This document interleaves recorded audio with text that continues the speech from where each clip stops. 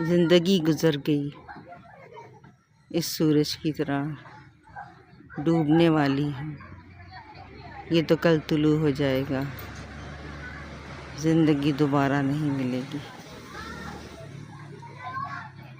اب سوچتی ہوں کیا گزرا، کیا کھویا، کیا پایا۔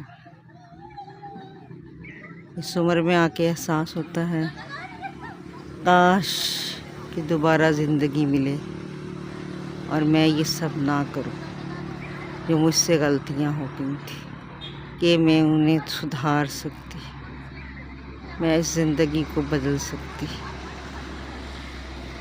بڑی بھول ہوئی، نہ سمجھ تھی نہ عقل۔ 15 سال کی عمر کوئی بے ہوش نہیں ہوتی، اس وقت سے پلاننگ کرنی چاہیے۔ ایک ہی بار زندگی ملی ہے، کس طرح گزاری جائے کہ پچھتاوا نہ ہو۔ ماں باپ کو کنسلٹیشن دینی چاہیے، بچوں کو سمجھانا چاہیے، اسپیشلی ماں کو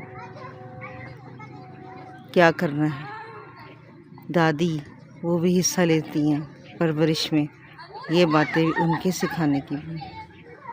ہر 5 سال بعد آئندہ آنے والی زندگی کو پلان کرنا چاہیے، ڈسکس کرنا چاہیے، اللہ کے بتائے ہوئے راستے پہ چل کے، رسول کے بتائے ہوئے راستے پہ چل کے، اپنی خواہشات کو دیکھ کے، اپنے حالات کو دیکھ کے، اپنے معاملات کو دیکھ کے، ارد گرد کے ماحول کو دیکھ کے پلان کریں، اچھی زندگی گزاریں، باوقار بنیں، بااعتماد بنیں، ہنرمند ضرور بنیں۔